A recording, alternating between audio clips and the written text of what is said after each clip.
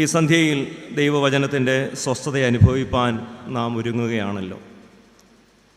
കൂടുതൽ മുഖവരകളില്ലാതെ, ഔപചാരികതകളില്ലാതെ നമുക്ക് ദൈവവചന ധ്യാനത്തിനായിട്ട് ഒരുങ്ങാം.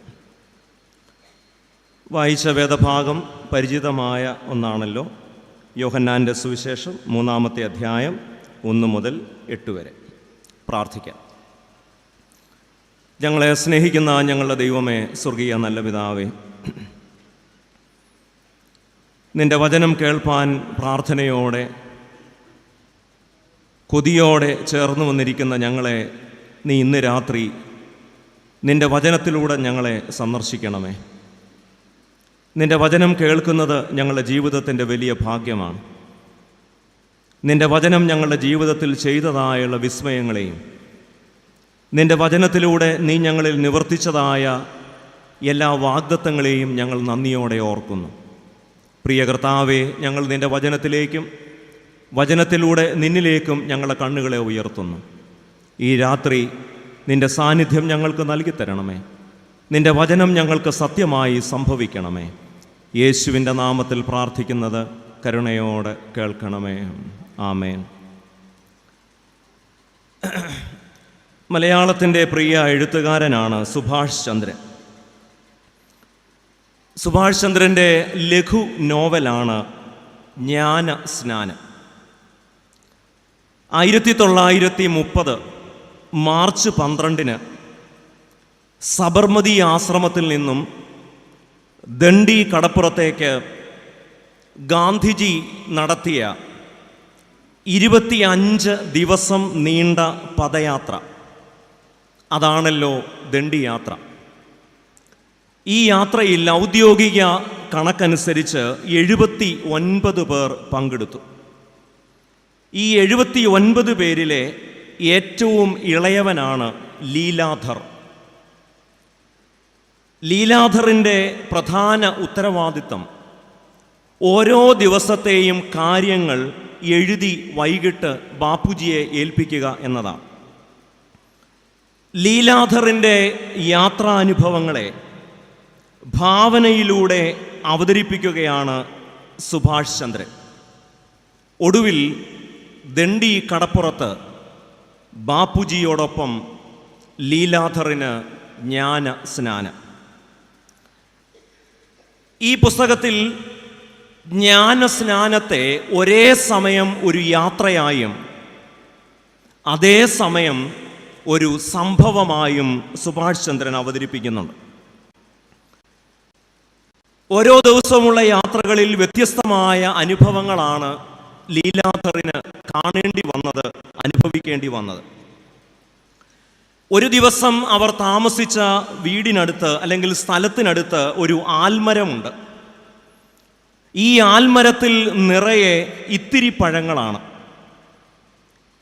ആ പഴങ്ങൾ തിന്നാൻ മരത്തിൽ ഏറെയും കുരങ്ങന്മാരാണ്. കുറച്ച് തത്തകൾ മാത്രമുണ്ട്. എന്നാൽ ഈ കുരങ്ങന്മാരെ തോൽപ്പിച്ച് ഇത്തിരി പഴം തിന്നാൻ ഈ തത്തകൾക്കാവുന്നില്ല. ലീലാധർ ശ്രദ്ധിച്ചപ്പോൾ കണ്ടത് ഈ ആൽമരത്തിൻ്റെ ചുവട്ടിൽ വല്ലാതെ പരുക്കേറ്റ ഒരു ചെറുകിളി കിടക്കുന്നു. ഈ ചെറുകിളിയുമായി ബാപ്പുജിയുടെ അടുക്കൽ ചെന്നപ്പോൾ ബാപ്പുജി ഈ ചെറിയ കിളിയെ തലോടിക്കൊണ്ട് പറഞ്ഞു, ഇതാണ് ലോകം. ശക്തന്മാർ ചെറുതിനോട് കാണിക്കുന്ന പരാക്രമമാണിത്. ബാപ്പുജിയോടൊപ്പമുള്ള ലീലാധറിൻ്റെ യാത്ര തുടരുകയാണ്. ഒരു തിങ്കളാഴ്ച ദിവസം, അന്ന് ബാപ്പുജി മൗനവ്രതത്തിലാണ്. അന്ന് രാത്രി അവർ വിശ്രമിച്ചത് അമോദ് എന്ന ഒരു സ്ഥലത്തെ ഒരു പരുത്തി ഫാക്ടറിയോട് ചേർന്ന ഒരു മുറിയിലാണ്. ദീർഘദൂരം നഗ്നപാതനായും അല്ലാതെയും ഒക്കെ നടന്നതുകൊണ്ട് ഗാന്ധിജിയുടെ പാദങ്ങൾ വല്ലാതെ വിണ്ടുകീറിയിട്ടുണ്ട്. വൈകിട്ട് ലീലാധർ ബാപ്പുജിയെ കാണാനും ആരോഗ്യ വിവരങ്ങൾ, ക്ഷേമം അന്വേഷിക്കാനുമായി മുറിയിൽ ചെന്നപ്പോൾ ഗാന്ധിജിയുടെ വിണ്ടുകീറിയ മുറിവേറ്റ കാൽപാദങ്ങൾ സ്വന്തം മടിത്തട്ടിൽ എടുത്ത് ഒരു വൃദ്ധനായ ഒരു മുസ്ലിം ആ മുറിവുകളിൽ എണ്ണ പുരട്ടുകയാണ്. ഇങ്ങനെ എണ്ണ പുരട്ടുന്നതിനിടയിൽ ഒരുപക്ഷെ ബാപ്പുജിയെ കണ്ടതിൻ്റെ ആവേശത്തിലോ ആദരവിൻ്റെ ആധിക്യം കൊണ്ടോ ആണോ എന്നറിയില്ല, ആ മനുഷ്യനെ വിയർക്കാൻ തുടങ്ങി. അദ്ദേഹത്തിൻ്റെ ഉപ്പുരസം കലർന്ന വിയർപ്പു തുള്ളികൾ ബാപ്പുജിയുടെ മുറിവിലേക്ക് വീണു. മുറിവ് നീറിയപ്പോൾ ഓ എന്ന് പറയാൻ തുടങ്ങിയ ഗാന്ധിജി ആ ഉപ്പുരസം പുരണ്ടപ്പോൾ ഓ എന്ന വേദന നിറഞ്ഞ ശബ്ദത്തെ ഓങ്കാരമാക്കി മാറ്റുന്നത് ലീലാധർ കണ്ടു. വേദനകളെ ഓങ്കാരമാക്കാൻ സഹജീവിയുടെ കണ്ണുനീരിന് സാധിക്കുമെന്ന് ലീലാധറിന് മനസ്സിലായി. യാത്ര തുടരുകയാണ്. അവസാനം അവർ ദണ്ഡി കടൽപ്പുറത്തെത്തി. ദണ്ഡി കടൽ മാമോദിസ തൊട്ടിയാകുന്ന ഒരു അപൂർവ അനുഭവത്തിന് ലീലാധറും പങ്കാളിയാവുന്നു, സാക്ഷി വഹിക്കുകയാണ്. അങ്ങനെ മാമോദിസായ്ക്കായി സ്നാനത്തിനായി ദണ്ഡി കടലിലേക്ക് ഗാന്ധിജിയോടൊപ്പം ലീലാധറും ഇറങ്ങി. ഇവരിങ്ങനെ സ്നാനപ്പെടുന്നതിനിടയിൽ, സ്നാനമേൽക്കുന്നതിനിടയിൽ ഗാന്ധിജി ചോദിച്ചു, നിങ്ങൾക്കറിയാമോ എന്തിനാണ് നമ്മൾ ഈ ഉപ്പ് കുറുക്കി സമരം ചെയ്യുന്നത്? അവർ പറഞ്ഞു, അറിയില്ല. ഗാന്ധിജി പറഞ്ഞു, സസ്യാഹാരികളും മാംസാഹാരികളുമായ ജീവികളിൽ, മനുഷ്യരിൽ ജീവനുള്ളവയിൽ നിന്നല്ലാതെ കിട്ടുന്ന ഏക ഭക്ഷണ വസ്തു ഉപ്പാണ്. ഒന്നുകൂടെ പറയാം, ജീവനുള്ളവയിൽ നിന്നല്ലാതെ കിട്ടുന്ന ഏക ഭക്ഷണ വസ്തു, അത് ദിനവും കഴിക്കുന്ന ഏക ജീവി മനുഷ്യനാണ്. ഗാന്ധിജി ഇങ്ങനെ പറഞ്ഞു, ജീവോ ജീവസ്യ ജീവനം. ജീവനുള്ള എല്ലാം മറ്റു ജീവനുകളെ ആഹാരമാക്കി ജീവിക്കുന്നു. ഉപ്പ് എന്ന അജൈവ വസ്തുവാണ് മനുഷ്യനെ ഒരു ജന്തു എന്ന നിലയിൽ നിന്നും മനുഷ്യനാക്കി ഉയർത്തുന്നത്. എന്താണ് ജ്ഞാനസ്നാനം? കേവലം ജന്തുവായിരിക്കുന്ന നമ്മളെ മനുഷ്യരാക്കി ഉയർത്തുന്നതാണ് ജ്ഞാനസ്നാനം. അന്ന് രാത്രി ഗാന്ധിജി, ബാപ്പുജി ലീലാധറിൻ്റെ കുറിപ്പ് വായിക്കുകയാണ്. അമോദ് എന്ന സ്ഥലത്ത് വെച്ച് തൻ്റെ മുറിവ് പുരട്ടിയ മനുഷ്യനെക്കുറിച്ച് ലീലാധർ എഴുതിയ കുറിപ്പ് ബാപ്പുജി വായിക്കുന്നു. എന്നിട്ട് ചോദിക്കുകയാണ്, നീ എന്താണ് എൻ്റെ കാലിൽ മരുന്ന് പുരട്ടിയ, തൻ്റെ വിയർപ്പിലെ ഉപ്പുരസം കൊണ്ട് എനിക്ക് സൗഖ്യം നൽകിയ ആ മനുഷ്യനെ നീ മുസ്ലിം വൃദ്ധൻ എന്ന് പറഞ്ഞതെന്താണ്? അദ്ദേഹത്തിന് പേരില്ലേ? ബാപ്പുജിക്കൊരു പ്രത്യേകതയുണ്ട്. ഭയാനകമായ വാക്കുകൾക്ക് മുൻപിൽ ഗാന്ധി അകാരം ചേർത്ത് അതിനെ ഹൃദയാവർജകമാക്കും. ഭയാനകമായ വാക്കുകൾക്ക് മുൻപിൽ അകാരം ചേർത്ത് അതിനെ ഒരു ഹൃദയാവർജകമായ ഒരു അഭയപദമാക്കി മാറ്റും. ഹിംസയോട് അകാരം ചേർത്ത് ഗാന്ധിജി അഹിംസ എന്ന് പറഞ്ഞു. സ്തേയം അഥവാ മോഷണം എന്നതിനോട് അകാരം ചേർത്ത് ഗാന്ധി അസ്തേയം എന്ന് പറഞ്ഞു. പരിഗ്രഹം അല്ലെങ്കിൽ കവരുക എന്നതിനോട് അകാരം ചേർത്ത് ഗാന്ധി അപരിഗ്രഹം എന്ന് പറഞ്ഞു. അഭയപദങ്ങൾ സൃഷ്ടിച്ച മഹാത്മാവാണ് ഗാന്ധി. അമോദിൽ വെച്ച് തൻ്റെ മുറിവുണക്കിയ മനുഷ്യനെ വിശേഷിപ്പിക്കാൻ ഗാന്ധി മറ്റൊരു അഭയപദം കുറിച്ചു. ആ അഭയപദത്തിൻ്റെ പേരാണ് അമോദി. ഈ കഥയുടെ രാഷ്ട്രീയ മാനങ്ങൾ ഞാൻ തൽക്കാലം പരാമർശിക്കുന്നില്ല, അത് നിങ്ങളുടെ ആസ്വാദന ശേഷിക്ക് ഞാൻ വിടുകയാണ്. എന്താണ് ജ്ഞാനസ്നാനം? മുറിവുണക്കുന്ന അഭയപദങ്ങൾ തേടിയുള്ള സഞ്ചാരമാണ്. മുറിവുണക്കുന്ന അനുഭവമാണ് ജ്ഞാനസ്നാനം. ക്രിസ്തു എന്ന അഭയത്തിലേക്കും ക്രിസ്തു എന്ന അഭയപദം കണ്ടെത്തുന്നതിലേക്കുമുള്ള സഞ്ചാരത്തിൻ്റെ സമഗ്രമായ ഒരു പേരാണ് ജ്ഞാനസ്നാനം. സ്നാനമെന്ന വാക്ക് നമുക്കൊക്കെ പരിചിതമായ ഒരു വാക്കാണ്. നമ്മുടെ വിശ്വാസത്തിൻ്റെ ഏറ്റവും പ്രധാനമായ ഒരു ഒരു അനുഭവമാണ്, ഒരു കൂദാശയാണ്. യേശു കർത്താവ് സ്ഥാപിച്ച 2 കൂദാശകളിൽ ഒന്ന് സ്നാനവും മറ്റൊന്ന് വിശുദ്ധ കുർബാനയുമാണല്ലോ. സ്നാനത്തിന് നമ്മൾ പല പേരുകൾ ഉപയോഗിക്കാറുണ്ട്. മാമോദീസ എന്ന പേര് നമ്മൾ ഉപയോഗിക്കും. ഇംഗ്ലീഷ് ഭാഷ കൂടുതൽ പരിചയമുള്ളവർ അതിന് ബാപ്റ്റിസം എന്ന് പറയും. എന്നാൽ CSI സഭയിൽ അവർ സ്നാനത്തിന് ഉപയോഗിക്കുന്ന വാക്ക് ജ്ഞാന സ്നാനം എന്നാണ്. നമ്മൾ ആ വാക്ക് ഉപയോഗിക്കുന്നില്ലെങ്കിലും മാമോദീസ ക്രമത്തിലെ പ്രോമിയോനിൽ നമ്മൾ ഇങ്ങനെ വായിക്കുന്നുണ്ട്: തൻ്റെ മഹത്വമുള്ള ദിവ്യാലോചനയാൽ ആത്മീയമായ തൻ്റെ ആട്ടിൻകൂട്ടത്തിന് ജ്ഞാനാർത്ഥകമായ മാമോദീസായെ നിയമിച്ചവനായി. സ്നാനമെന്നത് യേശു കർത്താവിൻ്റെ പുനരുത്ഥാനത്തോടും മരണത്തോടുമുള്ള അനുരൂപതയാണ്, അതിൽ തർക്കമില്ല. എന്നാൽ അതുമാത്രമല്ല, യേശുക്രിസ്തു എന്ന ജ്ഞാനത്തിൽ, യേശുക്രിസ്തു എന്ന അഭയത്തിൽ, യേശുക്രിസ്തു എന്ന അഭയപദത്തിൽ മുങ്ങി നിവരുന്നതിൻ്റെ പേരാണ് ജ്ഞാനസ്നാനം. മറ്റൊരർത്ഥത്തിൽ പറഞ്ഞാൽ ക്രൂശിലെ ഭോഷത്വത്തിൽ മുങ്ങി നിവരുന്നതിൻ്റെ പേരാണ് ജ്ഞാനസ്നാനം. നമുക്ക് ഈ വേദഭാഗത്തിലേക്ക് മടങ്ങി വരാം. ഈ വേദഭാഗം വളരെ പരിചിതമാണ്. ഈ വേദഭാഗത്തിന് ധാരാളം അർത്ഥ സാധ്യതകളുണ്ട്. വിശദീകരിക്കും തോറും ആഴം കൂടി വരുന്ന ഒരു വേദഭാഗവുമാണ്. എന്നാൽ സമയത്തിൻ്റെ പരിമിതി കൊണ്ട് അതിൻ്റെ എല്ലാ അർത്ഥങ്ങളിലേക്കും പോകാൻ സമയമില്ലല്ലോ.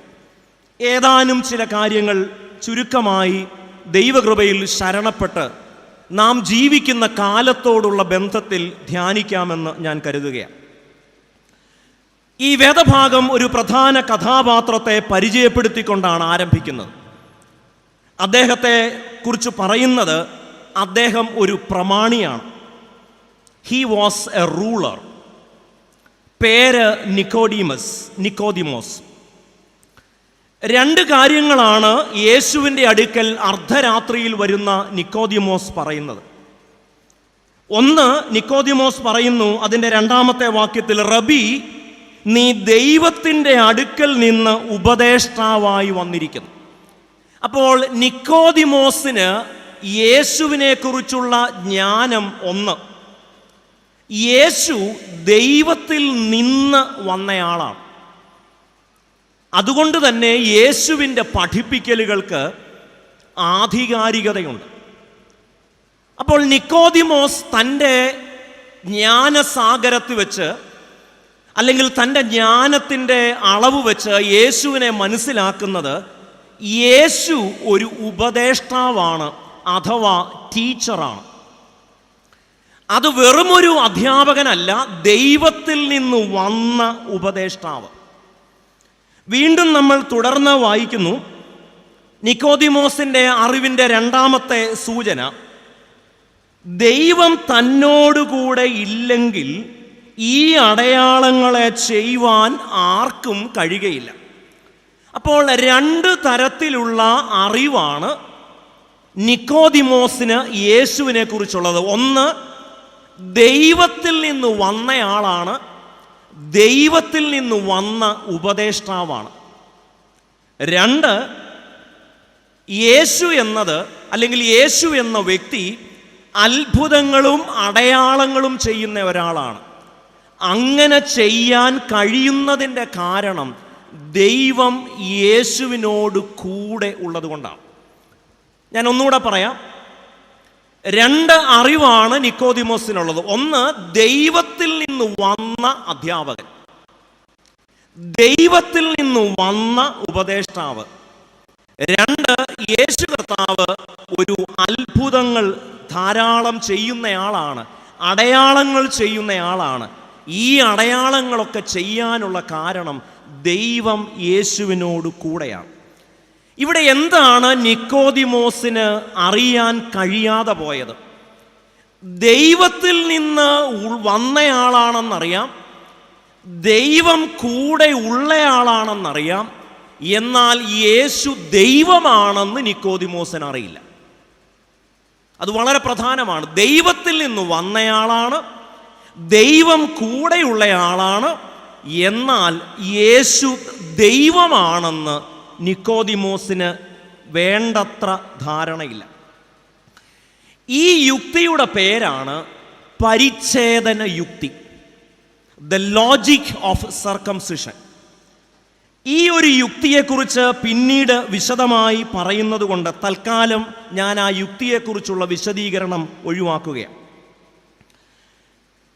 അപ്പോൾ ദൈവത്തിൽ നിന്ന് വന്ന അധ്യാപകൻ അല്ലെങ്കിൽ ഉപദേഷ്ടാവ്, ദൈവം കൂടെയുള്ള അധ്യാപകൻ, ദൈവം കൂടെയുള്ള ഒരു വണ്ടർ വർക്കർ.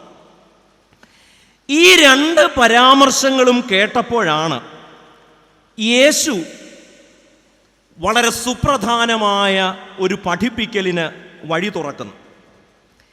തന്നെ ദൈവമായി തിരിച്ചറിയാതെ താൻ ദൈവത്തിൽ നിന്ന് വന്നയാളാണെന്നും ദൈവം തന്നോടുകൂടെ ഉള്ളയാളാണെന്നും മാത്രം നിക്കോദിമോസ് പറഞ്ഞപ്പോൾ യേശു എക്കാലത്തെയും പ്രസിദ്ധമായ ഒരു വാചകം പറയുകയാണ്: ആമേൻ ആമേൻ, ഞാൻ നിന്നോട് പറയുന്നു, നീ പുതുതായി ജനിച്ചില്ല എങ്കിൽ നിനക്ക് ദൈവത്തെയും അല്ലെങ്കിൽ ദൈവരാജ്യത്തെയും കാണാൻ കഴിയില്ല.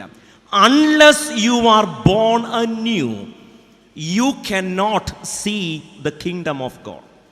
അപ്പോൾ നിക്കോദിമോസിന്റെ ജ്ഞാനമനുസരിച്ച് യേശു ദൈവത്തിൽ നിന്നുള്ള ആളാണ്, യേശുവിനോടൊപ്പം ദൈവമുണ്ട്. പക്ഷെ യേശു ദൈവമാണെന്ന് അറിയണമെങ്കിൽ പുതുതായി ജനിക്കണം. എന്നാൽ യേശുവിൻ്റെ ഈ പുതുതായി ജനിക്കണം എന്ന പ്രയോഗം, ആ പ്രയോഗത്തെ അല്ലെങ്കിൽ ആ ഒരു ഫ്രേസിനെ അതിൻ്റെ ഒരു ക്രൂഡ് ലിറ്റററി ഫോമിലാണ് അല്ലെങ്കിൽ അതിൻ്റെ കേവലമായ ആക്ഷരിക അവസ്ഥയിലാണ് ഈ നിക്കോദിമോസ് മനസ്സിലാക്കുന്നത്. അപ്പോൾ ചോദിച്ചു, അതെങ്ങനെ പറ്റും? ഇനി പുതുതായി ജനിക്കണമെങ്കിൽ ഞാൻ വീണ്ടും അമ്മയുടെ ഉദരത്തിലേക്ക് പോണോ?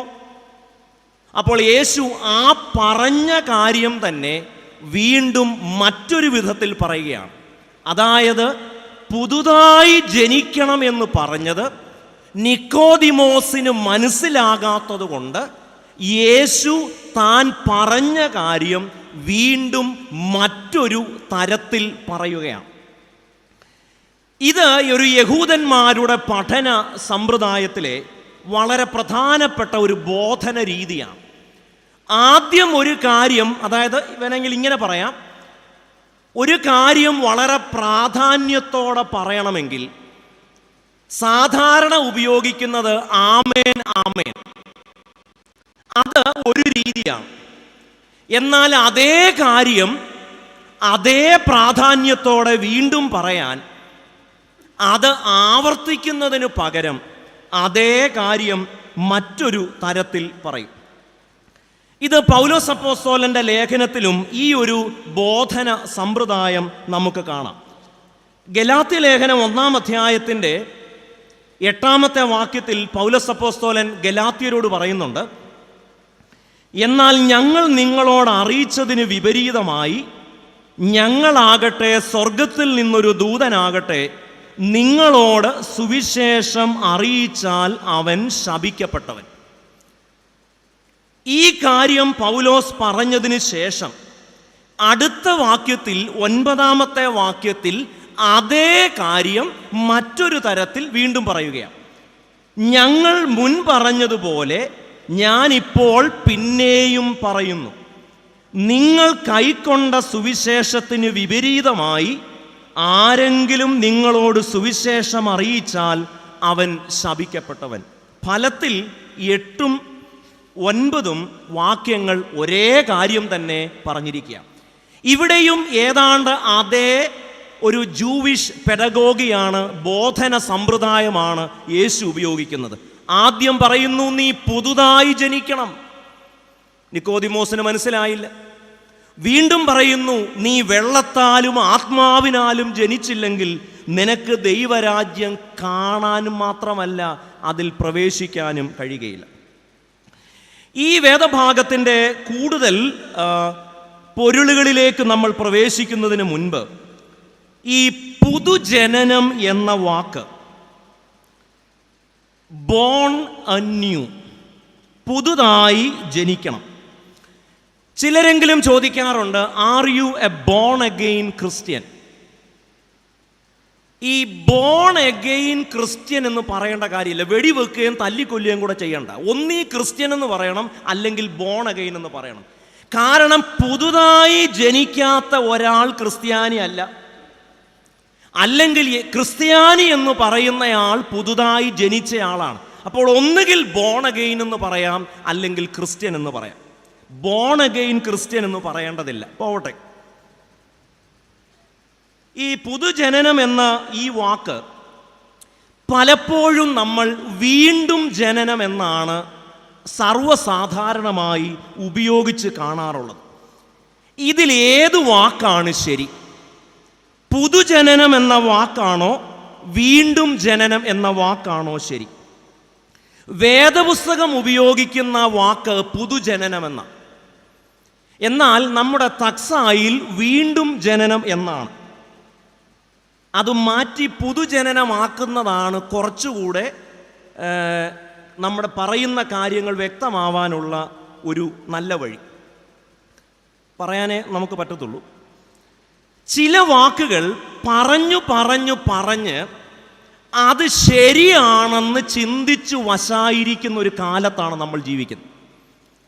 എന്നാൽ ഏതെങ്കിലും ഒരു ഘട്ടത്തിൽ കുറെ കാലമായി ഒരു പ്രത്യേക വാക്ക് ഉപയോഗിച്ചു എന്നതുകൊണ്ട് അത് തിരുത്താൻ പാടില്ലാത്തതാണ് എന്ന് നമ്മൾ കരുതരുത്.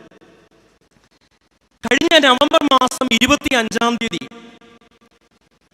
നമ്മുടെ ഇപ്പോഴത്തെ മാർപ്പാപ്പ അദ്ദേഹത്തിന് ഉപദേശം നൽകുന്ന, അല്ലെങ്കിൽ അദ്ദേഹത്തിന് ദൈവശാസ്ത്രപരമായ കാര്യങ്ങളിൽ ഗുണദോഷം പറയുന്ന ഒരു കൗൺസിലുണ്ട്. അത് ആ വിഷയങ്ങളിൽ പ്രാവീണ്യമുള്ള ആളാണ്, അല്ലാതെ ശിങ്കിടികളുടെ ഒരു സംഘടനയല്ല. അതിന് പറയുന്നത് ഡീകാസ്ട്രി എന്നാണ്. Dicastery for the doctrine of faith. ഇതൊരു ചെറിയ കാര്യമല്ല. ഓരോ വിഷയങ്ങളിലും നല്ല അവഗാഹവും നല്ല ജ്ഞാനവും ഇരുത്തം വന്ന വിധത്തിൽ കാര്യങ്ങൾ അവതരിപ്പിക്കാനുള്ള ശേഷിയുള്ള മനുഷ്യരുടെ കൂട്ടായ്മയാണ് dicastery for the doctrine of faith. അവരുടെ ഒരു സൂക്ഷ്മ ദൃഷ്ടിയിൽ, അവരുടെ റഡാറിൽ പതിഞ്ഞ ഒരു കാര്യം, യേശുവിൻ്റെ അമ്മയായ മറിയത്തെ സഹരക്ഷക എന്നത് കഴിഞ്ഞ ഒരുപക്ഷെ 600-700 വർഷങ്ങളായി കത്തോലിക്ക വിശ്വാസത്തിൻ്റെ ഭാഗമായി ഉപയോഗിക്കപ്പെടുന്നുണ്ട്. കോസോറ്റേർ അല്ലെങ്കിൽ സഹരക്ഷക. എന്നാൽ ഇങ്ങനെ ഒരു പ്രയോഗം 500 വർഷമായാലും 600 വർഷമായാലും അത് തെറ്റാണ്, അല്ലെങ്കിൽ അത് പൂർണ്ണമായും ശരിയല്ല എന്ന് ബോധ്യപ്പെട്ടപ്പോൾ ഡീകാസ്ട്രി പോപ്പിനോട് പറഞ്ഞു, ആ വാക്ക് നമുക്ക് ഒഴിവാക്കണം. അവരത് തിരുത്തി. ചില വാക്കുകളും അങ്ങനെയാണല്ലോ. ഇപ്പം നമ്മളെല്ലാവരും ആവശ്യം എന്ന് പറയും. എന്നാൽ ആവശ്യമെന്ന് പറഞ്ഞാൽ ആ പറയുന്നവൻ എന്തോ കുഴപ്പമുണ്ടെന്നാണ് നമ്മുടെ ചിന്ത. കാരണം നമ്മൾ ഈ വാക്ക് പറഞ്ഞ് ആ വാക്ക് അങ്ങനെയായി, തെറ്റ് ശരിയായി. ഞങ്ങൾ സെമിനാരി ചെന്നപ്പോൾ AT ഫിലിപ്പച്ചൻ, ഞങ്ങളുടെ ഇവിടെ ആ സമയത്ത് പഠിച്ചവരൊക്കെ ഉണ്ട്. പഠിച്ചവരുണ്ടോയെന്ന് അറിഞ്ഞുകൂടാ, സെമിനാരിൽ ഉണ്ടായിരുന്നവരുണ്ട്. ഇത് രണ്ടും ഒന്നല്ലല്ലോ. അപ്പം ഞങ്ങൾ യുവന സഖ്യത്തിലൊക്കെ സെക്രട്ടറിയായും ഒക്കെ അവിടെ ചെന്നപ്പോൾ ഞങ്ങളെല്ലാവരും ഉപയോഗിക്കുന്നൊരു വാക്കാണ് ഹാർദവമായി സ്വാഗതം ചെയ്യും. അപ്പോൾ AT ഫിലിപ്പച്ചൻ ഞങ്ങളോട് പറഞ്ഞു, ഹാർദവമായി എന്ന് പറയരുത്, ഹാർദമായി. ഇനി ഇവിടെ ആരെങ്കിലും അങ്ങനെ ഹാർദമായി എന്ന് പറഞ്ഞാൽ പുള്ളിക്കെന്തോ വിദ്യാഭ്യാസം ഇല്ല എന്നാണ് നമ്മൾ. കാരണം നമ്മൾ ചില കാര്യങ്ങൾ ഉപയോഗിച്ചു എന്ന ഒറ്റ കാരണം കൊണ്ട് ഉപയോഗിച്ചതൊക്കെ ശരിയാണ് എന്ന് കരുതേണ്ടതില്ല. അതുകൊണ്ട് വീണ്ടും ജനനത്തെക്കാൾ കുറച്ചുകൂടെ വേദപുസ്തകത്തോടും മൂലഭാഷയോടും കൂടുതൽ ചേർന്ന് നിൽക്കുന്നതും പലതരത്തിലുള്ള തെറ്റിദ്ധാരണകൾ ഒഴിവാക്കാൻ നല്ലതുമായിരിക്കുന്നത് പുതുജനനം എന്ന വേദപുസ്തകത്തിലെ യോഹന്നാൻ സുവിശേഷകൻ തന്നെ ഉപയോഗിക്കുന്ന വാക്കായിരിക്കും. അപ്പോൾ ദൈവരാജ്യം കാണാനും ദൈവരാജ്യത്തിലേക്ക് പ്രവേശിക്കാനും ഉള്ള നെസസറി കണ്ടീഷനാണ്. ഫിലോസഫി പഠിക്കുന്നവർക്കറിയാം, അല്ലെങ്കിൽ പഠിച്ചിട്ടുള്ളവർക്കറിയാം, രണ്ട് കണ്ടീഷനാണ്. ഒന്ന് നെസസറി കണ്ടീഷൻ, രണ്ട് സഫീഷ്യന്റ് കണ്ടീഷൻ. എന്താണ് നെസസറി കണ്ടീഷൻ? ഓക്സിജൻ ഇല്ലാതെ തീ ഉണ്ടാവില്ല എന്ന് പറഞ്ഞാൽ, തീ ഉണ്ടാവണമെങ്കിൽ, അത് കത്തണമെങ്കിൽ ഓക്സിജൻ ഈസ് ആബ്സല്യൂട്ട്ലി റിക്വയർഡ്. അതുകൊണ്ട് ലെറ്റ് us born anew, നമുക്ക് പുതുതായി ജനിക്കണം. അതിന് കൊടുക്കാവുന്ന മറ്റൊരു വാക്ക് റീജനറേഷൻ എന്നാണ്. നമുക്കിനി വീണ്ടും വേദഭാഗത്തിൻ്റെ കുറച്ചുകൂടെ വിശദാംശങ്ങളിലേക്ക് വരാം. ഇവിടെ യേശു നിക്കോദിമോസിനോട് പറയുന്നു, നീ പുതുതായി ജനിക്കണം. അപ്പോൾ അതൊരു ജനനത്തെക്കുറിച്ചാണ് പറയുന്നത്. അതായത് born a new experience is not a coronation but a beginning. പുതുതായി ജനിക്കുക എന്നത് ജനനം എന്ന വാക്കിൽ തന്നെ ഉണ്ട്, അത് ആരംഭമാണ്. It is not an end in itself. അത് അതിൽ തന്നെ അവസാനിക്കുന്ന ഒന്നല്ല. അതൊരു പുതിയ തുടക്കം, പുതിയ ജീവിതം, അല്ലെങ്കിൽ അതൊരു ന്യൂ ബിഗിനിങ് എന്ന അർത്ഥത്തിലാണ്. പൗലോസ് അപ്പോസ്തലൻ പറയുന്നുണ്ട്, ഒരുവൻ ക്രിസ്തുവിലായാൽ അവൻ പുതിയ സൃഷ്ടിയാണ്, ന്യൂ ക്രിയേഷൻ എന്നാണ്. വേദപുസ്തകം വീണ്ടും പറയുന്നു, നിങ്ങൾ വചനമെന്ന മായമില്ലാത്ത പാൽ കുടിച്ച് വളരണം. അതുകൊണ്ടൊരു വളർച്ചയുടെ ആരംഭം എന്ന നിലയിലാണ് പുതുജനനത്തെ, അതൊരു ജനനമാണ്, അതൊരു ആരംഭമാണ്, അതിൽ തന്നെ അവസാനപ്പെടുന്ന ഒന്നല്ല. മാമോദീസായുടെ സമയത്ത്, അല്ലെങ്കിൽ ജ്ഞാനസ്നാനത്തിൻ്റെ സമയത്ത്, നമ്മുടെ ആരാധനക്രമത്തിൽ, മാമോദീസ ക്രമത്തിലുണ്ടല്ലോ, അതായത് ഇത് നൽകപ്പെടുന്നത് എന്തിൻ്റെ ലക്ഷ്യമായിട്ടാണ്? പുത്രത്വത്തിൻ്റെ ലക്ഷ്യമായി. അതായത് ദൈവത്തിൻ്റെ പൈതലായി തീരുക എന്ന ആത്യന്തികമായ ലക്ഷ്യത്തിലേക്കുള്ള ഒരു യാത്രയാണ്. അപ്പോൾ എന്താണ് ജ്ഞാനസ്നാനത്തിൻ്റെ ലക്ഷ്യം? യേശുക്രിസ്തു എന്ന ജ്ഞാനത്തിലേക്ക്, യേശുക്രിസ്തു എന്ന അഭയത്തിലേക്ക്, യേശുക്രിസ്തു എന്ന അഭയപദത്തിലേക്ക്, യേശുക്രിസ്തു എന്ന ലോകത്തിൻ്റെ രക്ഷിതാവിൻ്റെ ആ അനുഭവത്തിലേക്ക് എത്തുന്ന പുത്രത്വത്തിൻ്റെ ലക്ഷ്യമായി. അപ്പോൾ ഒരു വലിയ ലക്ഷ്യത്തിലേക്കുള്ള യാത്രയുടെ തുടക്കമാണ്. Born anew is a beginning. അത് ഒരു ആരംഭമാണ്. അത് അധികം വിശദീകരിക്കാതെ തന്നെ നമുക്ക് വേഗത്തിൽ ഗ്രഹിക്കാൻ കഴിയുന്ന ഒന്നാണ്. രണ്ട്, പുതുജനനം എന്നത് ഒരു മിസ്റ്ററിയാണ്, ഒരു മർമ്മമാണ്.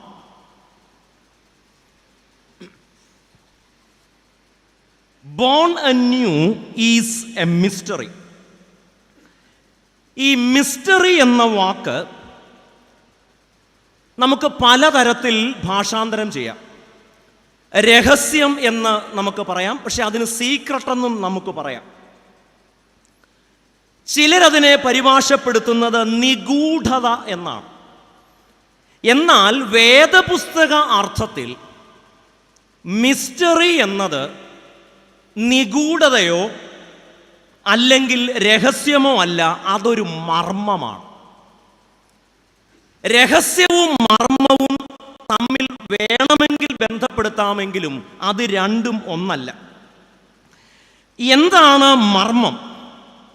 മർമ്മം എന്നതുകൊണ്ട് നമുക്ക് അറിയാത്തത് എന്നല്ല, നമുക്ക് വിശദീകരിക്കാനാവാത്തതും നമ്മുടെ ബുദ്ധിക്ക് വഴങ്ങാത്തതുമായ ഒരു കാര്യമാണ്. ഈ 6-ാമത്തെ വാക്യത്തിൽ നിക്കോദിമോസ് ചോദിക്കുന്നുണ്ട്, എങ്ങനെയാണ് പുതുതായി ജനിക്കുന്നത്? പുള്ളിക്കത് മനസ്സിലാവുന്നില്ല. വീണ്ടും അമ്മയുടെ ഉദരത്തിലോട്ട് പോകണമെന്നാണോ?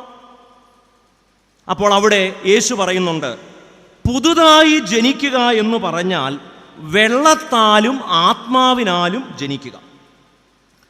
അപ്പോൾ എങ്ങനെയാണ് വെള്ളത്താലും ആത്മാവിനാലും ജനിക്കുന്നത്? അതൊരു മിസ്റ്ററിയാണ്.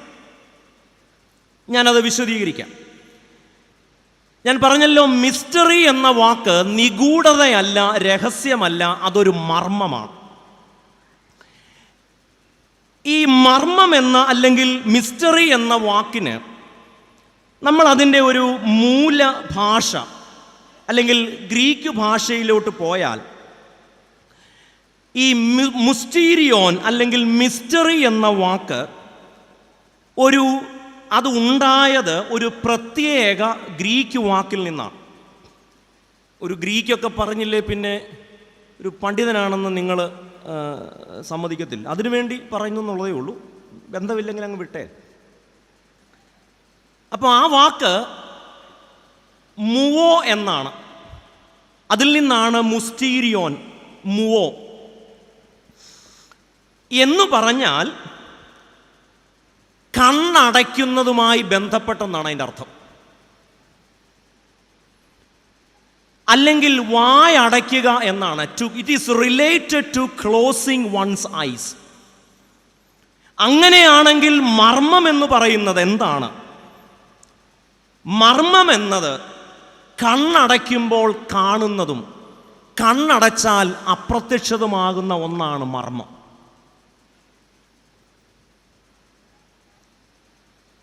എന്നാൽ കണ്ണു തുറന്നാലും കാണാത്തത് മയോപ്പിയയാണ്. ഇതെല്ലാം ഒരു മൂലവാക്കിൽ നിന്നുണ്ടായതാണ്.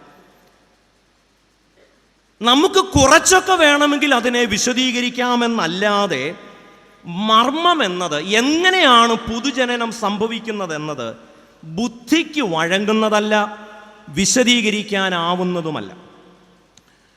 ഒരു കുട്ടി ഉണ്ടാവുന്നത് എങ്ങനെയാണ് എന്ന് ചോദിച്ചാൽ അത്യാവശ്യം സ്കൂൾ വിദ്യാഭ്യാസമുള്ള എല്ലാവർക്കും അറിയാം. അത് സ്ത്രീ പുരുഷ സംസർഗത്തിലൂടെയാണ്. അണ്ടമെന്നും ബീജമെന്നും ഒക്കെ നമ്മൾ പറയും.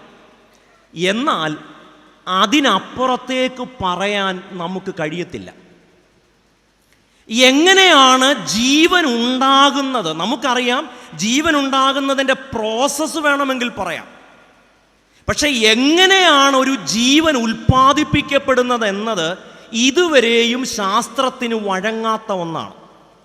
അതിൻ്റെ പേരാണ് മിസ്റ്ററി അല്ലെങ്കിൽ മർമ്മം. യേശു പറയുകയാണ്, പുതുജനനം എന്നതിൻ്റെ അർത്ഥം മുകളിൽ നിന്ന് ജനിക്കുക. അച്ഛന്മാരിത് പലതവണ പള്ളികളിലൊക്കെ പറഞ്ഞിട്ടുള്ളതാണ്. അതുകൊണ്ട് ഞാൻ ആ ഗ്രീക്ക് വാക്കൊന്നും പറയേണ്ട ആവശ്യം ഇവിടെ ഇല്ലല്ലോ. പുതുജനനം എന്ന് പറഞ്ഞാൽ മുകളിൽ നിന്ന് ജനിക്കുക, ദൈവത്തിൽ നിന്ന് ജനിക്കുക എന്നാണ് അർത്ഥം. Bone from above. യേശു തന്നെ പറയുന്നുണ്ട്, യോഹന്നാന്റെ സുവിശേഷം 8-ാം അധ്യായത്തിൻ്റെ 23-ാമത്തെ വാക്യത്തിൽ, ഞാനോ മുകളിൽ നിന്നുള്ളവൻ, നിങ്ങളോ താഴെ നിന്നുള്ളവർ. I am from above and you are from below. അതുകൊണ്ട് മുകളിൽ നിന്നുള്ള ജനനം എങ്ങനെയാണ് സംഭവിക്കേണ്ടത്? അത് വെള്ളത്താലും ആത്മാവിനാലുമാണ്. നമ്മൾ അതിൻ്റെ ഒരു മലയാളത്തിൽ ഒരുപക്ഷെ അത്രയും അങ്ങോട്ട് വ്യക്തമായില്ലെങ്കിലും അതിൻ്റെ ഇംഗ്ലീഷ് പരിഭാഷകൾ വായിക്കുമ്പോൾ നമുക്ക് കാണാൻ കഴിയും, born of water and spirit. ഇത് വെള്ളത്തിനും ആത്മാവിനും കൂടെ ഒരൊറ്റ പ്രപ്പോസിഷനാണ്. ഓഫ്, ഒ എഫ് എന്ന ഒരൊറ്റ പ്രപ്പോസിഷനാണ് ഉപയോഗിച്ചിരിക്കുന്നത്. അതിൻ്റെ അർത്ഥം വെള്ളത്താൽ ജനിക്കുക, ആത്മാവിനാൽ ജനിക്കുക എന്നത് രണ്ട് പ്രക്രിയയല്ല, അത് ഒരേ പ്രക്രിയയാണ്. വെള്ളം ദൃശ്യമായും ആത്മാവിനാലുള്ള ജനനം അദൃശ്യമായും. വീണ്ടും യേശു പറയുന്നുണ്ട്, വെള്ളത്താലും ആത്മാവിനാലും ജനിക്കുക എന്ന് പറയുന്നത് കാറ്റിനാൽ ജനിക്കുന്നത് പോലെയാണ്, ബോൺ ഓഫ് വിൻഡ്. കാരണം ആത്മാവിന് ഉപയോഗിക്കുന്ന അതേ വാക്ക് തന്നെയാണ് കാറ്റിനും ഉപയോഗിക്കുന്നത്. ഇതെല്ലാം ആത്മാവിൻ്റെ പര്യായ പദങ്ങളാണ്.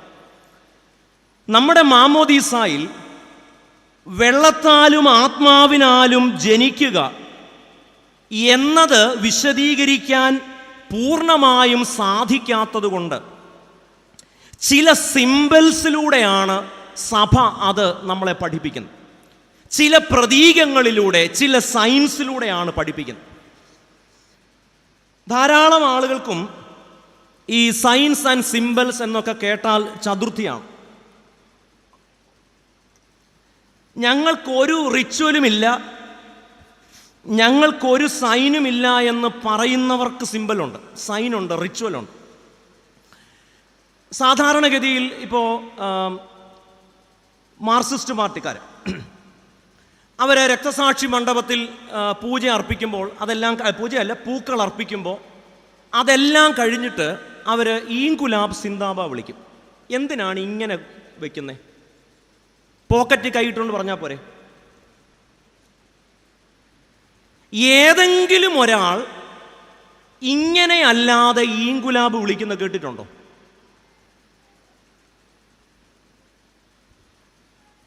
അല്ലെങ്കിൽ ഒരാളെ കാണിച്ച്.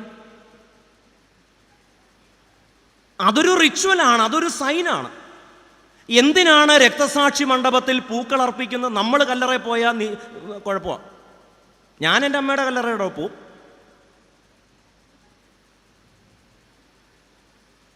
ഞാൻ പിന്നെ എൻ്റെ അമ്മയുടെ കല്ലറയല്ല, പിന്നെ കുഞ്ഞമ്മയുടെ കല്ലറയിൽ പോകാൻ പറ്റുമോ?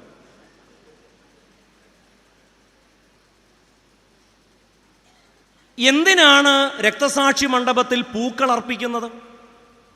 അതൊരു റിച്വലാണ്. അപ്പോൾ എന്തെങ്കിലുമൊക്കെ സൈനിലൂടെയും സിംബലിലൂടെയുമാണ്. ഇപ്പൊ കല്യാണത്തിന് ഒരു റിച്വലും ഇല്ലെന്ന് പറയുന്നവർ പോലും, എന്ന് പറയുന്ന അങ്ങനെയുള്ള സഭാവിഭാഗങ്ങൾ പോലും കല്യാണത്തിന്റെ സമയത്ത് ചെറുക്കനെയും പെണ്ണിനെയും കൂടെ ദൈവം നിങ്ങളെ യോജിപ്പിക്കുന്നു എന്ന് പറയുന്ന സമയത്ത് എന്തോ ചെയ്യും? കൈ കൂട്ടി പിടിപ്പിക്കും. കൈ കൂട്ടി പിടിപ്പിച്ചില്ലേ കുഴപ്പമുണ്ടോ എന്നൊന്നും ചോദിച്ചിട്ട് കാര്യം. കാരണം ചില കാര്യങ്ങൾ കമ്മ്യൂണിക്കേറ്റ് ചെയ്യാൻ ചില സൈൻസ് ആൻഡ് സിംബൽസ് വേണം. ആവട്ടെ, ഇവിടുന്ന് പോകണമല്ലോ. അപ്പോൾ ഈ ചൂടുവെള്ളവും തണുത്ത വെള്ളവും എന്തിനാണ് മാമോദീസ തൊട്ടിയിൽ ഒഴിക്കുന്നത്? പനി വരാതിരിക്കാനാണെന്നാണ് ചില പണ്ഡിതന്മാർ പറയുന്നത്. ചൂടുവെള്ളം എന്നത് ചൂട് അല്ലെങ്കിൽ ഫയർ എന്നതിൻ്റെ പ്രതീകമാണ്. അത് പരിശുദ്ധാത്മാവിൻ്റെ പ്രതീകമാണ്. തണുത്ത വെള്ളം എന്നത് നമുക്കറിയാം, ഒരു കുഞ്ഞ് ജനിക്കുന്ന സമയത്ത് when the water breaks, it is one of the signs that the child is coming. ഒരു കുഞ്ഞ് പിറക്കാൻ പോകുന്നതിൻ്റെ ലക്ഷണമാണ് ബ്രേക്കിംഗ് ഓഫ് വാട്ടർ. അതുകൊണ്ട് മാമോദീസ തൊട്ടിയിൽ വെള്ളം എന്ന് പറയുന്നത് ഒരു പുതുജനനത്തിൻ്റെയും, അത് വെള്ളത്തിലൂടെ മാത്രമല്ല പരിശുദ്ധാത്മാവിനാലും സംഭവിക്കുന്നു എന്നതിൻ്റെ പ്രതീകമായിട്ടാണ്. അപ്പം ചോദിക്കും, അച്ഛാ ഇച്ചിരി പരിശുദ്ധാത്മാവ് കൂടുന്നതിന് കുഴപ്പമുണ്ടോ? കൂടുതൽ ചൂടുവെള്ളം ഒഴിച്ചാൽ കുഴപ്പമുണ്ടോ? അതൊക്കെ സിനോഡിനോട് ആലോചിച്ച് വെച്ച് എത്ര വെള്ളം ഒഴിക്കണമെന്നുള്ളത് നിങ്ങൾ തീരുമാനിക്കുക. എന്നാൽ ഇത് സിംബോളിക്കായിട്ട് നമ്മളതിനെ കണ്ടാൽ മതി. ഇവിടെ യേശു കർത്താവ് വിശദീകരിക്കുന്ന ഒരു കാര്യം, ആത്മാവിനാലുള്ള ജനനം എന്നത് രഹസ്യമാണ്. ഇതെങ്ങനെ വിശദീകരിക്കാം? അതിനാണ് യേശു കർത്താവ് പറയുന്നത്, ആത്മാവിനാൽ ജനിച്ചവൻ എല്ലാം കാറ്റുപോലെയാണ്. കാറ്റ് എവിടെ നിന്ന് വരുന്നു എന്ന് നിങ്ങൾക്ക് കാണാൻ പറ്റില്ല, അതൊരു മിസ്റ്ററിയാണ്. പക്ഷേ കാറ്റിൻ്റെ ഇഫക്റ്റ് നിങ്ങൾക്ക് കാണാം. അതുകൊണ്ട് ജ്ഞാനസ്നാനം എന്നത് ഒരു മിസ്റ്ററിയാണ്. But you can see its effect in history. You can experience the very effect of baptism in history. അതുകൊണ്ട് എങ്ങനെയാണ് പുതുജനനം നടക്കുന്നത് എന്ന രഹസ്യം, എന്ന മർമ്മം കാറ്റ് എവിടെ നിന്ന് വരുന്നു എന്ന് ചോദിക്കുന്നത് പോലെയാണ്. അത് വിശദീകരിക്കാനാവില്ല, ബുദ്ധിക്ക് വഴങ്ങുമില്ല. കാറ്റ് എവിടെ നിന്ന് വന്നാലും കൊള്ളാം, പക്ഷേ അതിൻ്റെ ശബ്ദം നിങ്ങൾ കേൾക്കും. അതുകൊണ്ട് ഒരാൾ ആത്മാവിൽ ജനിക്കുമ്പോൾ, പുതുതായി ജനിക്കുമ്പോൾ എങ്ങനെയാണ് പുതുജനനം സംഭവിക്കുന്നത് എന്നത് നമുക്ക് മനസ്സിലായില്ലെങ്കിലും പുതുതായി ജനിച്ച ഒരാളുടെ ജീവിതം ചരിത്രത്തിൽ ചില അടയാളങ്ങൾ അവശേഷിപ്പിക്കും. മറ്റൊരർത്ഥത്തിൽ പറഞ്ഞാൽ വെള്ളത്തിൽ മാത്രമല്ല, ഉള്ളത്തിലും ജനിക്കണം.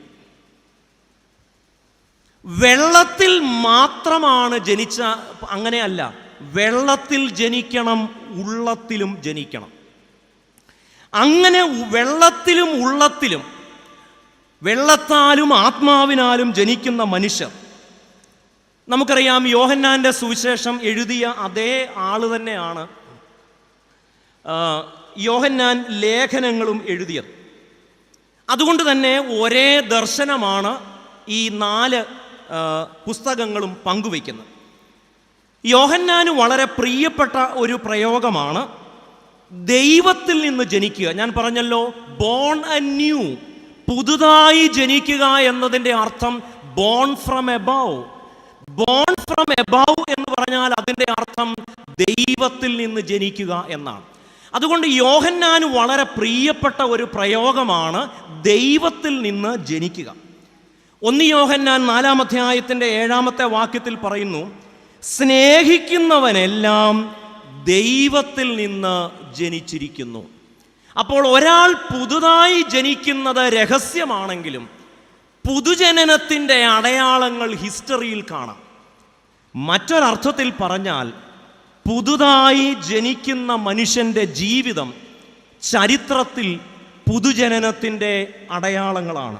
സ്നേഹിക്കുന്ന ആളുകൾ ദൈവത്തിൽ നിന്ന് ജനിച്ചവരാണ്. അപ്പോൾ ദൈവത്തിൽ നിന്ന് ഒരാൾ ജനിച്ചതാണോ, പുതുജനനം പ്രാപിച്ചയാളാണോ, പുള്ളി ബോൺ ആൻഡ് ന്യൂ ആണോ എന്നൊക്കെ അറിയാൻ ഒരൊറ്റ വഴിയേ ഉള്ളൂ, സ്നേഹമുള്ളയാളാണോ. കാരണം ദൈവത്തിൽ നിന്ന് ജനിക്കുന്നവൻ ദൈവത്തിൻ്റെ സ്വഭാവം കാണിക്കും. നമ്മൾ ചിലരോട് പറയത്തില്ലേ, നിന്നെ പറഞ്ഞിട്ട് കാര്യമില്ലടാ, നിൻ്റെ അപ്പൻ്റെ ഗുണമാണെന്ന് നമ്മൾ പറയും. ദൈവത്തിൽ നിന്ന് ജനിച്ചവൻ ദൈവത്തിൻ്റെ DNA കാണിക്കും. എന്താണ് ദൈവത്തിൻ്റെ DNA? ദൈവം സ്നേഹമാണ്. അതുകൊണ്ട് ദൈവത്തിൽ നിന്ന് ജനിക്കുക, പുതുതായി ജനിക്കുക, മുകളിൽ നിന്ന് ജനിക്കുക എന്നൊക്കെ പറഞ്ഞാൽ ദൈവത്തിൻ്റെ DNA ഉള്ളവരായി ജീവിക്കുക എന്നാണ് അതിൻ്റെ അർത്ഥം. ദൈവത്തിൻ്റെ DNA എന്ന് പറഞ്ഞാൽ ദൈവം സ്നേഹമാണ്. ദൈവം സ്നേഹിക്കുന്നവരെ സ്നേഹിക്കുക, ദൈവം സ്നേഹിക്കുന്നത് പോലെ സ്നേഹിക്കുക. അല്ലാതെ മീശ പഠിച്ചതുകൊണ്ടും താടി പഠിച്ചതുകൊണ്ടും അല്ല പുതുജനനത്തിൻ്റെ അടയാളം. ദൈവത്തിൽ നിന്ന് ജനിച്ചവനെല്ലാം മീശ പഠിക്കണമെന്നാണ്? ദൈവത്തിൽ നിന്ന് ജനിച്ചവരെല്ലാം താടി പഠിക്കണമെന്നാണോ? അല്ല. ദൈവത്തിൽ നിന്ന് ജനിച്ചവൻ ദൈവത്തെ പോലെ സ്നേഹിക്കും, ദൈവം സ്നേഹിക്കുന്നവരെ സ്നേഹിക്കും. കാരണം ദൈവം സ്നേഹമാണ്, ദൈവത്തിൻ്റെ DNA സ്നേഹമാണ്. തീരുന്നില്ല. വീണ്ടും നമ്മൾ ഈ വേദഭാഗത്തെക്കുറിച്ച് ചിന്തിക്കുമ്പോൾ അതിൻ്റെ 6-ാമത്തെ വാക്യത്തിൽ യേശു കർത്താവ് പറയുന്നുണ്ട്, ജഡത്താൽ ജനിച്ചത് ജഡമാകുന്നു, ആത്മാവിനാൽ ജനിച്ചത് ആത്മാവുമാകുന്നു. അപ്പോൾ 2 തരത്തിലുള്ള ജനനമുണ്ട്. ജഡത്താലുള്ള ജനനം, ജഡത്താൽ ജനിച്ചവർ ജഡീകമായി ചിന്തിക്കും. ആത്മാവിനാൽ ജനിച്ചത് ദൈവാത്മാവിന് ചേരുന്നത് പോലെ ചിന്തിക്കും. ഇനി എന്താണ് ജഡത്താലുള്ള ജനനം, ജഡത്തിലുള്ള ജനനം എന്നത്, ആത്മാവിലുള്ള ജനനം എന്നത്? നമുക്കതിനെ ഒന്ന് താരതമ്യം ചെയ്തു നോക്കാം. ഞാനൊരു വാക്ക് ഇതിൻ്റെ തുടക്കത്തിൽ പറഞ്ഞായിരുന്നു, പരിച്ഛേദന യുക്തി, സർക്കംസിഷൻ ലോജിക്. നിക്കോദിമോസിനെ സംബന്ധിച്ചിടത്തോളം, അല്ലെങ്കിൽ യഹൂദനെ സംബന്ധിച്ചിടത്തോളം, പരിച്ഛേദന എന്നത് ജഡത്തിൽ സംഭവിക്കുന്ന മാറ്റമാണ്. അതായത് പരിച്ഛേദനയിലൂടെ ഒരാൾ യഹൂദനായി മാറുകയാണ്. അപ്പോൾ ജഡത്തിലുള്ള ജനനമെന്നത് ഒരു വംശത്തിൻ്റെ, ഒരു കുലത്തിൻ്റെ, അല്ലെങ്കിൽ ഏതെങ്കിലും ഒരു മനുഷ്യവംശത്തിൻ്റെ ഭാഗമാവുകയാണ്. മനുഷ്യവംശത്തിൻ്റെ ഭാഗമാകുക ആകുന്നതല്ല പുതുജനനം. ഒരു ജാതിയുടെയോ ഒരു മതത്തിൻ്റെയോ ഒരു വംശത്തിൻ്റെയോ ഭാഗമാവുന്നത് പരിച്ഛേദനയുടെ യുക്തിയാണ്. സുഭാഷ് ചന്ദ്രൻ്റെ മനുഷ്യന് ഒരാമുഖം എന്ന പുസ്തകത്തിൽ അദ്ദേഹം ഒരു ആമയെക്കുറിച്ച് പറയുന്നു. ഒരു കുളത്തിൽ കിടക്കുന്ന ആമയെ രക്ഷപ്പെടുത്തി. പക്ഷേ ഈ കുളത്തിൽ നിന്ന് രക്ഷപ്പെട്ട ആമ വേറൊരു കുളത്തിൽ പോയി. അപ്പൊ കുളം മാറുന്നതല്ല പുതുജനനം. അത് ഒരു വംശത്തിൽ നിന്നും മറ്റൊരു വംശത്തിലേക്ക്, ഒരു സഭയിൽ നിന്നും മറ്റൊരു സഭയിലേക്ക്, ഒരു കുലത്തിൽ നിന്നും ഒരു ജാതിയിൽ നിന്നും മറ്റൊരു കുളം മാറുന്നതല്ല. അതുകൊണ്ട് പരിച്ഛേദനയുടെ യുക്തിയോടുകൂടെ പുതുജനനത്തെ കാണരുത്. ഇനി മാത്രവുമല്ല, ഈ ദൈവത്തിൽ നിന്ന് ജനിക്കുക എന്നത് ഇന്ത്യൻ പാരമ്പര്യത്തിൽ വളരെ സൂക്ഷിച്ചുപയോഗിക്കേണ്ട ഒരു പ്രയോഗമാണ്. കാരണം നമ്മുടെ നാട്ടിലെ എല്ലാ ചാതുർവർണ്ണയങ്ങളുടെ വ്യവസ്ഥയുടെയും ജാതി വ്യവസ്ഥയുടെയും അയിത്ത സമ്പ്രദായത്തിൻ്റെയും എല്ലാം കാരണം ചില ആളുകൾ ദൈവത്തിൽ നിന്ന് ജനിച്ചവരും ചില ആളുകൾ അല്ലാത്തവരുമാണ്. ഇത് പരിച്ഛേദനയുടെ യുക്തിയല്ലാതെ മറ്റെന്താണ്? അതുകൊണ്ട് ദൈവത്തിൽ നിന്ന് ജനിക്കുക എന്ന പ്രയോഗം നമ്മുടെ നാട്ടിലെ അയിത്ത സമ്പ്രദായം അനുസരിച്ച്, ജാതി വ്യവസ്ഥിതി അനുസരിച്ച് അങ്ങനെയുള്ളവരും പറയുന്നത് ചില പ്രത്യേക വിഭാഗത്തിലുള്ളവർ ദൈവത്തിൽ നിന്ന് ജനിച്ചതാണ്. ആ അർത്ഥത്തിലാണോ നമ്മൾ ദൈവത്തിൽ നിന്ന് ജനിച്ചവർ എന്ന് പറയുന്നത്? ആണെങ്കിൽ അത് പരിച്ഛേദനയുടെ യുക്തിയാണ്.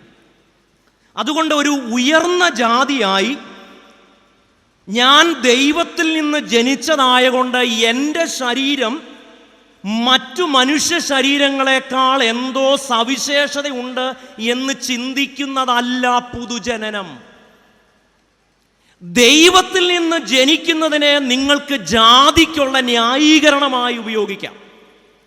യഹൂദന്മാർ പറയുന്നു ഞങ്ങൾ ദൈവത്തിൻ്റെ സ്വന്തം ജനമാണ്, അതുകൊണ്ട് തന്നെ യഹൂദൻ്റെ ശരീരം മറ്റു മനുഷ്യരുടെ ശരീരങ്ങളെക്കാൾ വിശേഷതയുള്ളതാണ്. അങ്ങനെയും ദൈവത്തിൽ നിന്നുള്ള ജനനത്തെ വ്യാഖ്യാനിക്കാൻ സാധിക്കും. അതുകൊണ്ട് പുതുജനനം അല്ലെങ്കിൽ സ്നാനം എന്നത് ഈ ഉടുപ്പി പോലെയുള്ള പ്രദേശങ്ങളിലുള്ള മടേ സ്നാന പോലെയുള്ള ഒരു സ്നാനമല്ല. എന്താണ് മടേ സ്നാനം? ബ്രാഹ്മണന്മാർ ഭക്ഷണം കഴിച്ചു കഴിഞ്ഞ് അവരുടെ ഇലയിൽ എച്ചിൽ അവശേഷിപ്പിക്കും.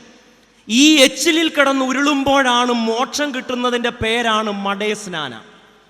അതുകൊണ്ട് മടേ സ്നാനം അല്ല ക്രിസ്തീയ സ്നാനം. ദൈവത്തിൽ നിന്ന് ജനിക്കുക എന്ന് പറഞ്ഞാൽ നിങ്ങളുടെ ശരീരം ഈ നാട്ടിലെ മറ്റു മനുഷ്യരുടെ ശരീരങ്ങളെക്കാൾ ഏതാണ്ട് കൂടിയ ജനുസിൽപ്പെട്ടതാണ് എന്ന് ചിന്തിക്കുന്നതല്ല. അങ്ങനെ ചിന്തിക്കുന്നെങ്കിൽ അത് ജാതി സമ്പ്രദായം മാത്രമാണ്. അങ്ങനെ വെള്ളത്തിൽ വീഴുമ്പോൾ അത് കുറുക്കൻ വെള്ളത്തിൽ വീണതുപോലെയുള്ളൂ. അതുകൊണ്ട് സ്നാനം എന്നത് വെള്ളത്തിലുള്ള ജനനമല്ല, ഉള്ളത്തിലുള്ള ജനനമാണ്. കുറുക്കൻ നീലവെള്ളത്തിൽ വീണ കഥ നിങ്ങൾക്കറിയാം. നീലവെള്ളത്തിൽ വീണു, നിങ്ങളെല്ലാം കേട്ടിട്ടുള്ളതാണ്. എന്നാലും ഇരിക്കുന്ന കണ്ട ആദ്യമായിട്ടാണിത്.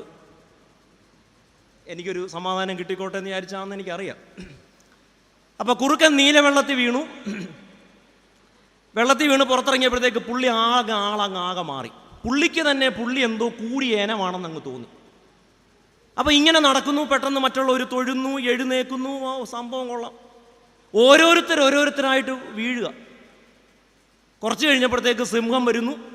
ഇന്നലെ വരെ കണ്ട മൈൻഡ് ചെയ്യാത്തവരെല്ലാം വന്ന് മൈൻഡ് ചെയ്യുന്നു. ഇങ്ങോട്ടിരിക്കുക, അങ്ങോട്ടിരിക്കുക എന്നൊക്കെ പറയുന്നു. അവിടെയൊക്കെ പിടിച്ചിരുത്തി. രാത്രിയായി. സിംഹമൊക്കെ വന്നിട്ട് പറഞ്ഞു, ഒരു കാര്യം ചെയ്ത്, ഇത്രയും വലിയ ആളല്ലേ ഇവിടെ താമസിച്ചു, നല്ല ഭക്ഷണമൊക്കെ കൊടുത്തു, സുഖമായിട്ട് കിടന്നുറങ്ങി. രാത്രി ഈ ഗുഹയുടെ അങ്ങേ കരയിൽ കിടന്ന് കുറുക്കന്മാർ ഓരിയിടാൻ തുടങ്ങി. കുറച്ചു നേരമൊക്കെ പിടിച്ചു നിന്നു.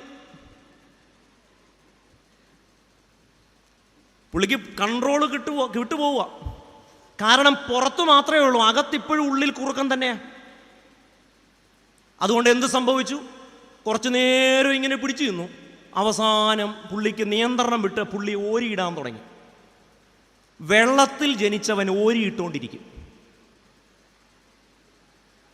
കാരണം വെള്ളത്തിൽ വീഴുന്നത് കൊണ്ട് കുറുക്കൻ അല്ലാതാവില്ല.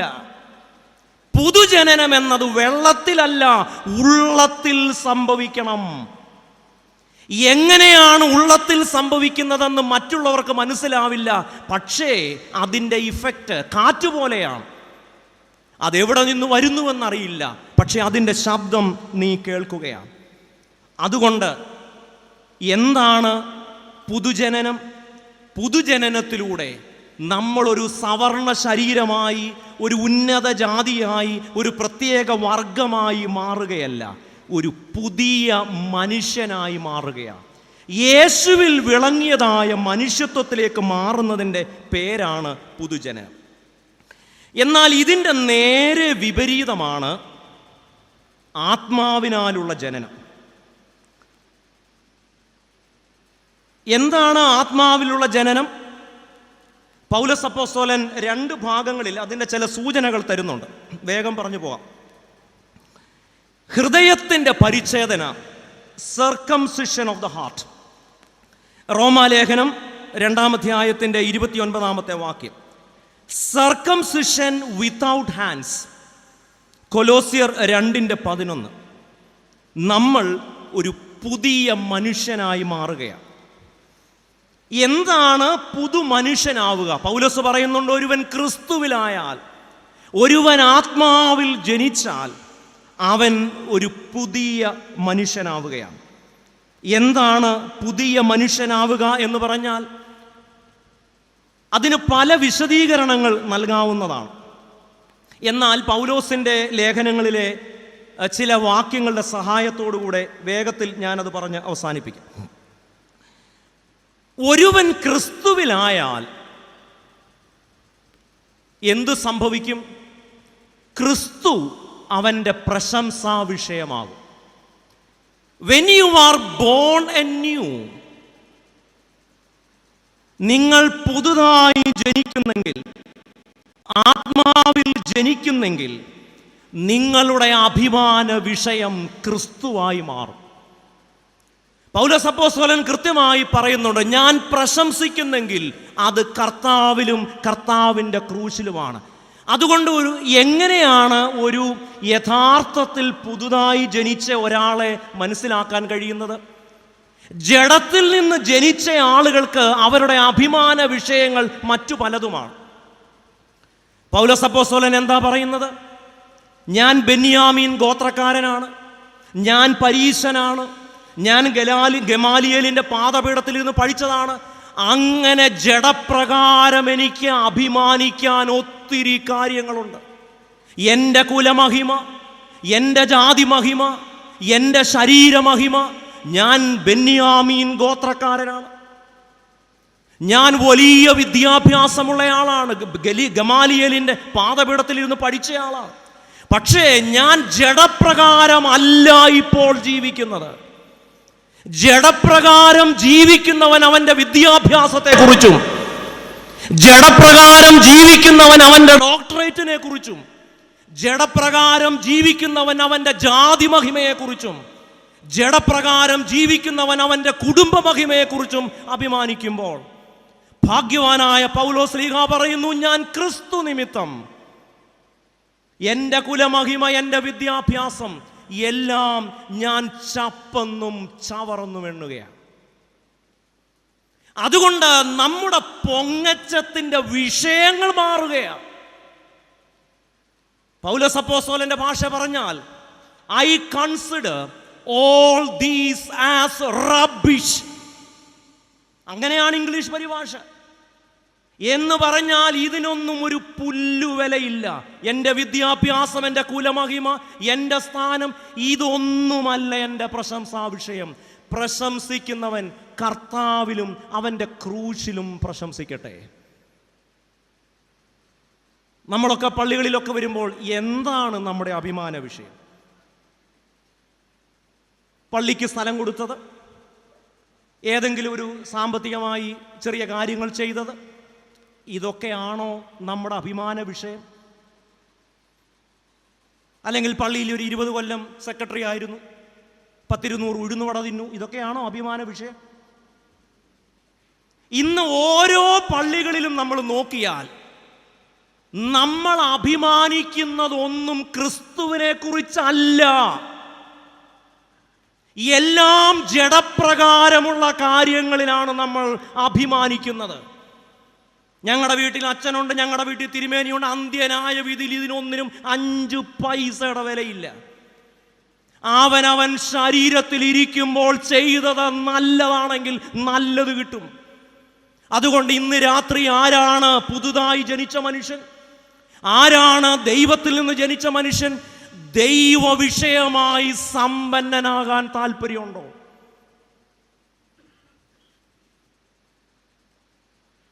ഞാനൊരു പള്ളിയിൽ ശുശ്രൂഷ ചെയ്തപ്പോൾ, പറയുന്നതിന് കുഴപ്പമില്ല, സാധാരണ പള്ളിയിൽ ഇരുന്നപ്പോഴെന്നാണ് പറയുന്നത്. അപ്പോൾ അവിടെ ഒരു വലിയ പ്രശ്നം, പള്ളിയുടെ ചരിത്രം. പള്ളി ഉണ്ടാവാനായി വിളിച്ചയാളാണോ സഭ സ്ഥാപിച്ചത്,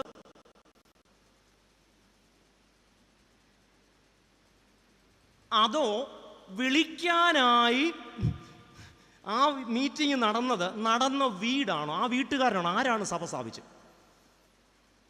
വലിയ പ്രശ്നമായി. അവസാനം ഒരു കാര്യം തീരുമാനിച്ചു, ചരിത്രം വേണ്ടാന്ന് തീരുമാനിച്ചു.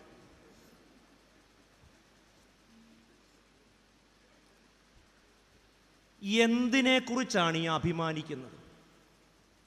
ആത്മാവിനാൽ ജനിച്ചവൻ അഭിമാനിക്കുന്ന വിഷയം. അതുകൊണ്ട് ഈ പുതുതായി ജനിക്കുക എന്നത് മനസ്സിലാക്കാൻ അത്ര വലിയ പ്രയാസമൊന്നുമില്ല. സംഭവിക്കുന്നത് രഹസ്യമാണ്, പുതുജനനം. പക്ഷേ അതിൻ്റെ അടയാളപ്പെടുത്തലുകൾ കാണാം. നമ്മൾ എന്തിനെക്കുറിച്ചാണ് അഭിമാനിക്കുന്നത്? എന്താണ് നമ്മുടെ പ്രശംസാ വിഷയം?